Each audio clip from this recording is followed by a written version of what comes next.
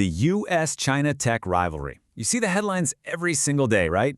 But it's so much more than just a bunch of political talking points. This is a real battle, and it's being fought in secret labs, on stock exchanges, and all across our global supply chains. So let's break down what's really going on. Here's how we're going to do it. First, we're going to zoom out and look at the big picture. Then, we'll zoom right in on two key battlegrounds, the race for quantum computing and that high-stakes trade war. After that, we'll pull back out again to see how all this is affecting everyone else, before we tackle the big question: where does this all go from here? Okay, first up, to really get a handle on the specific fights, we need to understand the world we're living in right now. The ground is literally shifting under our feet, and that changes all the rules of the game. We've officially left the era of a single, dominant superpower. We're now in what experts call a multipolar world. What does that mean?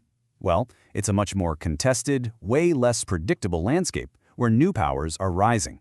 And for any global business, this just throws a massive amount of uncertainty into the mix. And it's not just us saying this. In fact, when KPMG surveyed leaders from around the globe, one of the single biggest risks they pointed to was a politicized technology landscape. And you know what's at the very heart of that risk?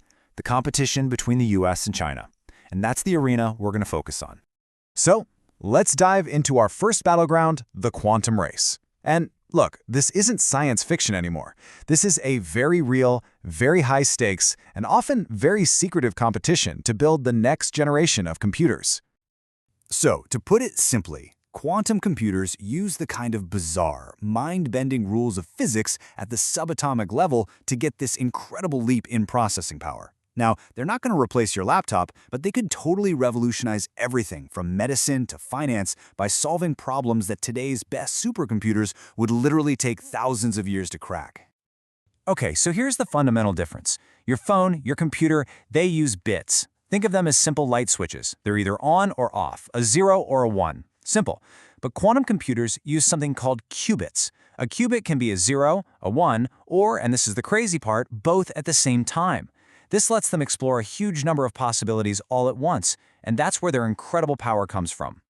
So who's winning this race? Well, it's interesting. According to interviews with quantum experts in China, there's a pretty unanimous consensus. The US has a significant lead, somewhere in the neighborhood of 3 to 5 years.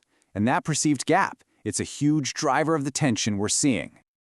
And this competition isn't just an idea. It is creating real walls.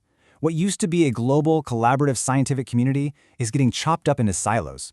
We're talking about major hurdles with visas, export controls on critical hardware, even universities telling their students not to travel. The free flow of ideas is slowing down to a trickle. The two countries are also taking completely different paths when it comes to funding. On one hand, China is going for a top-down, state-led model, advertising a massive $15 billion investment.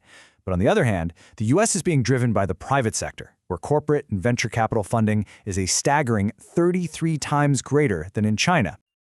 But at the end of the day, this race isn't just about money or machines. As Dr. Liu points out so well, the winner's going to be the country that can attract the best minds and give them the freedom to really innovate. It's a battle for human talent. Okay, let's switch gears. We're moving from the high-tech labs to the economic frontline.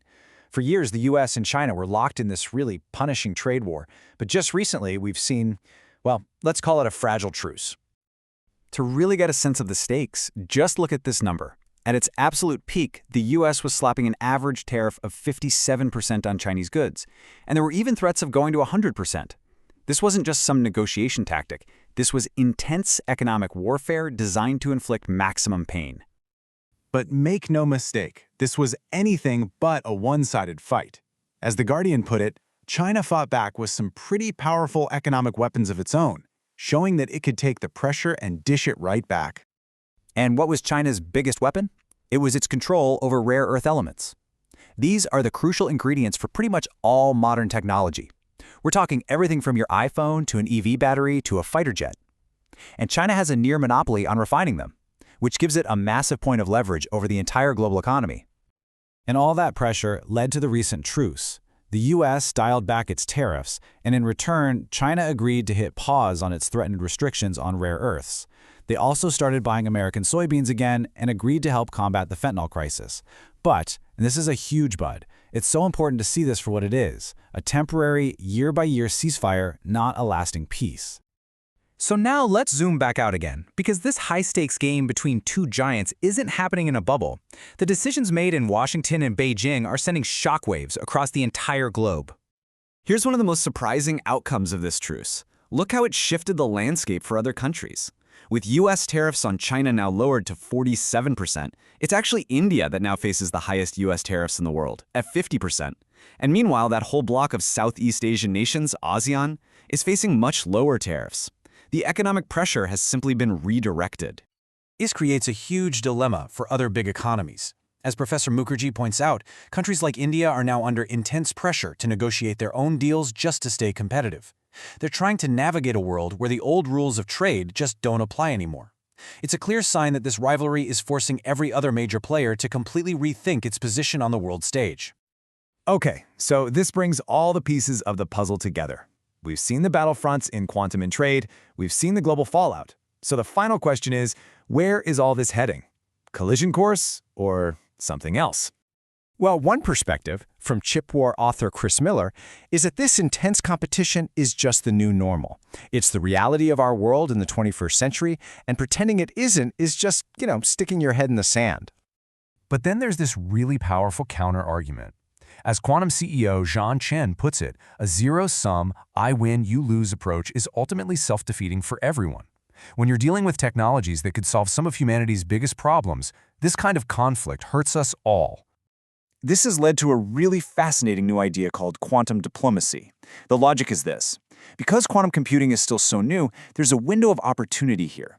It's a chance for the US and China to maybe find ways to cooperate on this world-changing tech to avoid repeating the purely competitive, zero-sum race that we're already seeing in AI. And that really leaves us with the ultimate question, doesn't it? In this new era of great power rivalry, especially when it comes to technology, does it have to be a simple choice between all-out competition and total cooperation? Or is it possible for the world's two most powerful nations to find a new way to do both at the same time?